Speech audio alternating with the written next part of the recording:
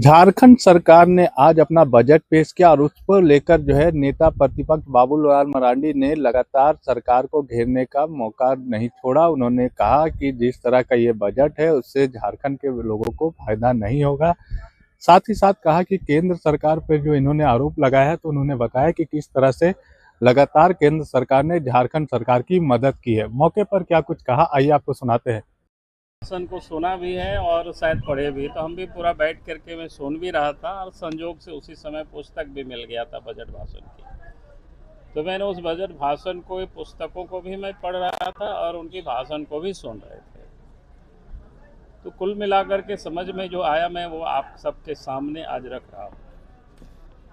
एक तो इन्होंने बजट में, ये लोगों ने नाम पर खूब कारीगरी करता है और जब से हेमंत सोरेन की सरकार बनी है और तब से देखेंगे 22-23 में इस बजट का नाम को रखा था हमर अपन बजट। इसके बाद 23-24 और 24-25 में रखा हमीन कर बजट और 25-26 में रखा अबुआ बजट और 26-27 में उस नाम को और आगे थोड़ा बढ़ा दिया अबुआ दिसोम बजट।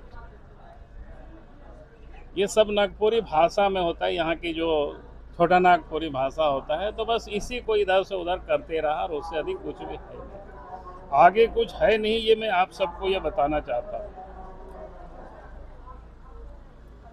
अभी उन्होंने एक बात को बजट भाषण में कह रहे थे कि साहब केंद्र पैसा नहीं देती, केंद्र पैसा नहीं देती है। तो केंद्र से जो प्राप्त होता है शेयर इन सेंट्रल टैक्सेस से, तो उसमें 14 फरवरी 26 तक 41,878 करोड़ रुपया यानी इनको प्राप्त हो चुका है 89%, जिसकी जो अभी बता रहे थे कि 5,000 करोड़ रुपया नहीं मिला है, क्योंकि 47,000 करोड़ रुपया झारखंड को मिलना है और ये है 14/2/2026 तक। कहने का मतलब है कि झारखंड वासियों को दिग्भ्रमित करने की उन्होंने भरसक कोशिश की। जो सरकार का जो शेयर होता है सेंट्रल असिस्ट, ये क्या बोलते हैं, सेंट्रल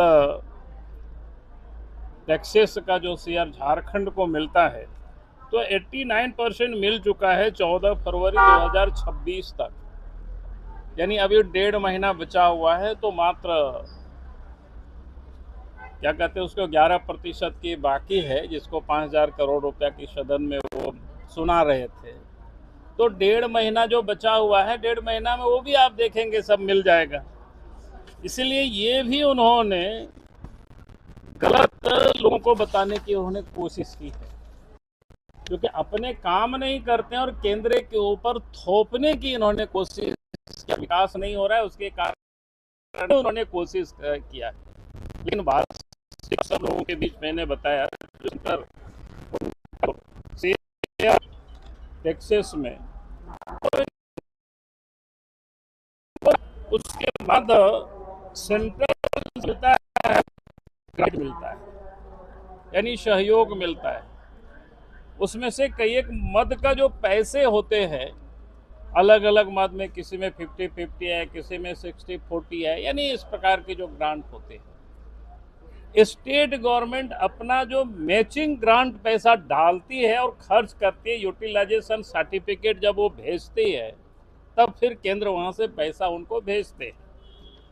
तो सेंट्रल इन एड में, ग्रांट में इन्होंने 17,000 करोड़ रुपया की इन्होंने टारगेट रखा था कि हम केंद्र से लेंगे। लेकिन चूंकि इन्होंने कोई काम नहीं करते हैं और काम करेंगे, ग्रांट लगाएंगे तो पैसा उनको मिल सकता है, तो इसमें से सबसे कम मैंने अभी तक पैसा लिया है, मात्र 32% पैसा इन्होंने ले पाया है।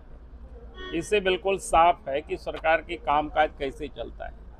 तो जिसके वो रोना रो रहे थे कि हमको इतना 11,000 करोड़ रुपया नहीं मिला, भाई आपको कैसे मिलेगा? सरकार को भी अच्छी तरह से पता है कि पैसा किस प्रकार से मिलता है, ग्रांट एंड एड में कैसे पैसे लगाए जाते हैं। तो ये अपने शेयर हिस्सा पूंजी लगाते नहीं है, खर्च होता नहीं है, यूटिलाइजेशन सर्टिफिकेट जाता नहीं है केंद्र को, तो इनको पैसा नहीं मिलती है। तो इनके क्या कहते हैं उसको, मिसमैनेजमेंट कह सकते हैं या सूझबूझ की अभाव कह सकते हैं, या केंद्र से पैसे लेने का इनको कोई ढंग ढांचा कुछ आता नहीं है, और जब काम नहीं कर पाते हैं तो तरह तरह की वो बातें करते हैं। बाबूलाल जी, आप पहले मुख्यमंत्री रहे, मैचिंग एड क्या पैसा नहीं है सरकार के पास, इस वजह से नहीं हो रहा है, या सरकार अब इनको बतानी पड़ेगी ना क्या मामला है। अभी तो बताया कितना बोला, 91,000 करोड़ रुपया, उसमें 13,000 करोड़ रुपया मई योजना को बात कर देंगे तो हमारे पास पैसे की कमी नहीं है वगैरह वगैरह। अभी विधानसभा में बोल रहे थे बजट वित्त मंत्री, आप सब लोगों ने सुना, बता रहे पैसा मेरे पास है। वित्त मंत्री अभी सदन में बोल रहे थे बड़ी बड़ी आवाजों में, भाई आपके पास है तो ये ग्रांट एंड एड तो आराम से आप ले सकते थे। तो कहने का अर्थ है ये काम नहीं कर पाते। अगर इनके पास पैसा है, वही बोल रहे थे, मैं नहीं बोल रहा हूं, तो फिर वो कैसे पैसा ले सकते। आइए अब मैं वर्क की बात बता रहा हूं थोड़ा सा, ताकि आप सबको समझ में होता है। पैसा प्राप्त करती है सरकार और व्यय करती है, किन किन क्षेत्रों में व्यय करती है, किन किन मदों में व्यय करती है, इस बात पर हम सब लोगों को थोड़ा ध्यान रखना पड़ेगा। तो इन्होंने क्या किया है, वर्ष 2026-27 की जो 1,58,580 करोड़ रुपया का इनका बजट है, अब उसमें से रेवेन्यू जिसको बोलते हैं राजस्व व्यय 1,20,851.90 करोड़ रुपया उन्होंने प्रोविजन रखा है। यानी 1,20,851 करोड़ 90 लाख रुपया इनका राजस्व व्यय है। राजस्व व्यय मतलब क्या है, वेतन इत्यादि में जो खर्च होते हैं। उसके बाद पूंजीगत व्यय जिसको इंफ्रास्ट्रक्चर वगैरह की जो बातें करते हैं, वो 37,708.10 करोड़ रुपया यानी 10 लाख रुपया का ये प्रस्ताव किया हुआ है पूंजीगत व्यय। हम आपको 25-26 पर ले जाते हैं, तो 25-26 में इनका पास क्या था, राजस्व व्यय 1,10,000 करोड़ रुपया, 1,10,636 करोड़ 70 लाख रुपया। उसमें इन्होंने बढ़ाया है 1,20,085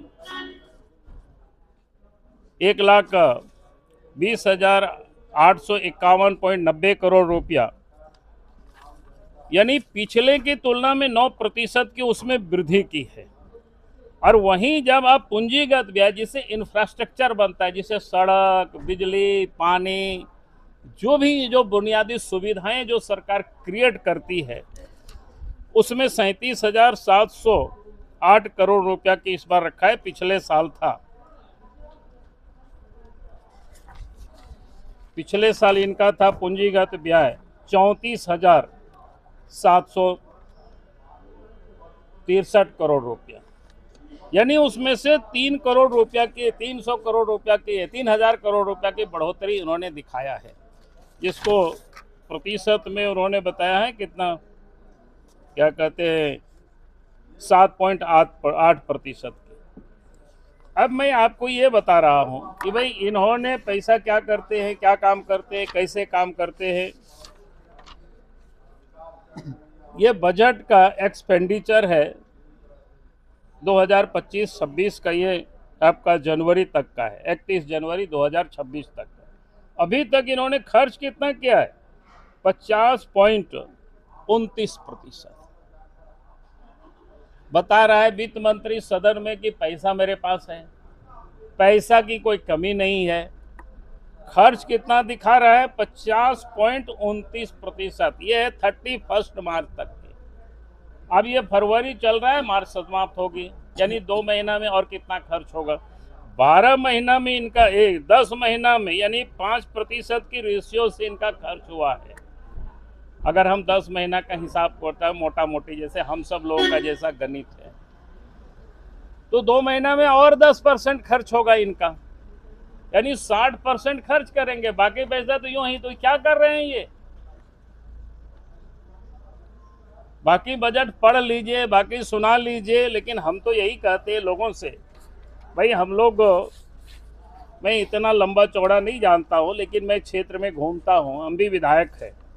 क्षेत्र में जाइएगा, लोगों की क्या मांग है कि साहब ये रोड बनना चाहिए हम लोगों की, ये रोड एकदम खराब हो गया है, 15 वर्षों से नहीं बन रहा है, टूट गया है रोड, यहाँ नदी नाला में पुल पुलिया है, बिना पुल के बच्चे नहीं जा पाते हैं, बरसात होता है तो वहाँ से आना जाना बंद हो जाता है, लोग बीमार होते वो अस्पताल तक नहीं पहुँच पाते हैं। तो आज ये सरकार की निकम्मेपन है, ये साफ दर्शाता है। इसलिए मैंने आप सबके समक्ष ये 2 दस्तावेज रखा और उन्होंने जो बजट भाषण दिया है उसका जो मुख्य अंश था वो मैं आप सब लोगों के समक्ष रखा है। और इसलिए मैंने कहा कि भाई ये सरकार जो बता रही है वैसा नहीं है, बात बड़ी बड़ी करते हैं और काम ये कुछ भी नहीं करती है। आरोप तो आप सरकार बना रही है तो आपने नहीं देखा होगा कि पब्लिक ने कोई विरोध किया होगा, जो कि हर लोगों को पता है सड़क बनना चाहिए। हर किसी के खेत पर ये चाहते हैं कि भाई हम उद्योग लगाएंगे, तो हम कहते हैं भाई झारखंड में बंजर भूमि की कमी नहीं है, आप वहां बनाइए। आपको लगता है कि मेरे पास जमीन नहीं है तो आप एक बार विज्ञापन ही निकालिए, जमीन मांगिए कि भाई हमारे पास हम ये उद्योग लगाना चाहते हैं, उसके लिए 1000 एकड़ जमीन। तो मैं कह रहा हूं कि आपको देखेंगे कई लोगों का कई गांव से एप्लीकेशन आना शुरू हो जाएगी कि हमारे यहाँ उद्योग लगाइए, मेरे पास इतनी जमीन है, यहाँ पर हमारे यहाँ अस्पताल खोलिए, हमारे पास इतने सारे लोग हैं।